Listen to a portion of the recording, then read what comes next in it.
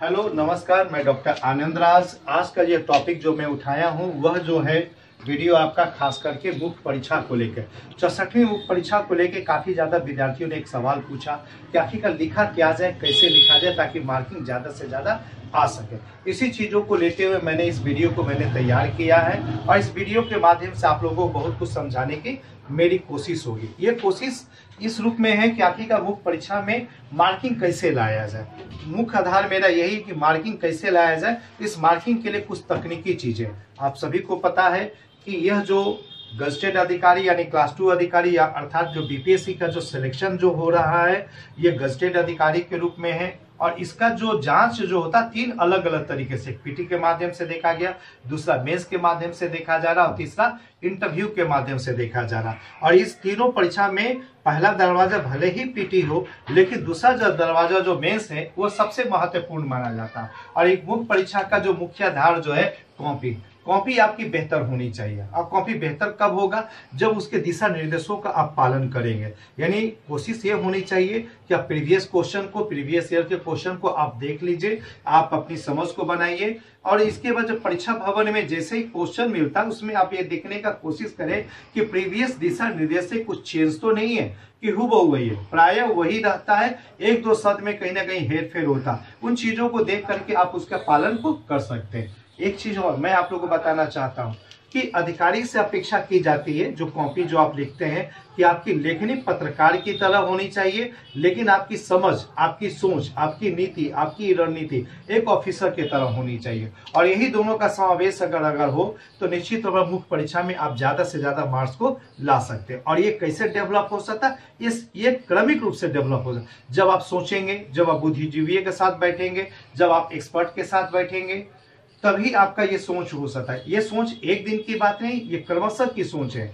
लेकिन जितना जल्दी सोचेंगे, जितना फास्ट सोचेंगे, हो सकता है आपका डेवलपमेंट ज्यादा से ज्यादा बेहतर से बेहतर हो सके। आज मैं भी जो वीडियो तैयार किया हूँ खास कर कॉपी प्रबंधन के रूप में, कॉपी मैनेजमेंट के रूप में। और इसमें क्या है इस चीजों को देखिए। सबसे पहले देखेंगे, हम लोग कहते हैं कि उत्तर कैसा होना चाहिए। तो कहा जाता है जितने भी प्रश्न है, 8 प्रश्न आते हैं एक पेपर में लिखने का, सभी को संतुलित शब्दों में ही होना चाहिए और प्रत्येक जो उत्तर जो है लगभग 350 शब्दों में होना चाहिए। आप इसमें फ्लक्चुएट कर सकते हैं, 15% कम या 15% ज्यादा, ये बहुत मायने हैं। यानी कहने का मतलब है कि अगर 8 प्रश्न हैं तो किसी प्रश्न को आप 250 शब्दों में, किसी प्रश्न को आप 800 शब्दों में नहीं लिखे, सभी प्रश्नों को लगभग उसी के आसपास 350 यानी 300 से 400 शब्दों में लिखने का प्रयास करें। उसके बाद हम लोग देखते हैं कि प्रत्येक प्रश्न में 1 या 2 ग्राफ या चित्र होना अत्यावश्यक है। अगर ग्राफ और चित्र देते हैं तो आपकी कॉपी की सुंदरता काफी हद तक बढ़ जाती है, जिससे एग्जामिनर आपको ज्यादा से ज्यादा मार्क्स देने के लिए तैयार हो जाते हैं। उसके बाद देखेंगे प्रत्येक उत्तर में बिहार का न्यूज होना चाहिए। बिहार अगर देते हैं तो क्षेत्रीयता का समावेश होता है। उसी तरह प्रत्येक उत्तर में समसामयिकी न्यूज देने का भी कोशिश करें। अगर करेंट न्यूज देते हैं तो स्वाभाविक है आपकी कॉपी अपडेट मानी जाती है, न्यू व्यू को माना जाता है। करेंट व्यू को जो गवर्नमेंट की जो पॉलिसी इस चीज को जानना चाहिए, इसीलिए आप लोग से अपेक्षा की जाती बजट, आर्थिक समीक्षा और सरकार की जो लेटेस्ट जो पॉलिसी है उस चीजों को जानकारी होनी जरूरी है।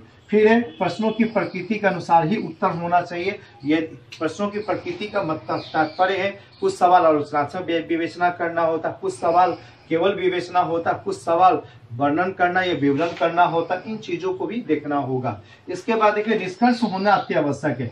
50 से 60 शब्दों में निष्कर्ष होना चाहिए। निष्कर्ष में आपको अपना व्यू होना चाहिए और भविष्य के लिए एक सुझाव, एक सुधार की अपेक्षा भी होनी चाहिए।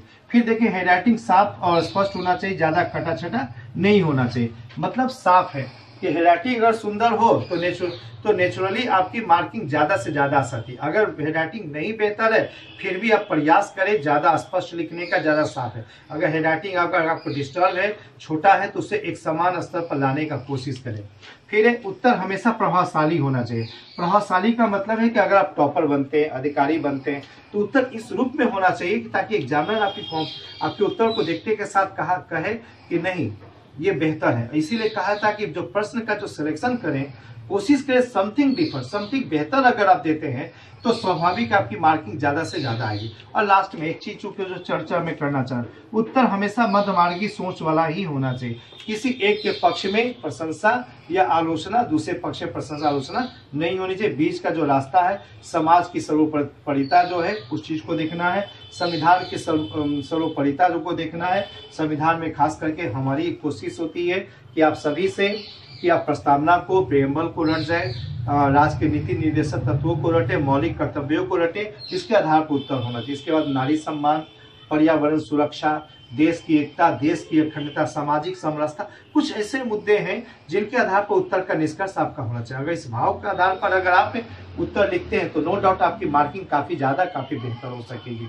हम कोशिश करेंगे नेक्स्ट वीडियो में कुछ अन्य टॉपिक को लेकर के हम आने की कोशिश करेंगे, खास करके साइंस टेक को लेकर के, भूगोल को लेकर के, इकोनॉमिक्स को लेकर के, अब करंट, ये 4 टॉपिक को मैं प्राय बताने की कोशिश करता हूं ताकि मार्किंग काफी बेहतर हो सके। आज के लिए इतना ही, धन्यवाद।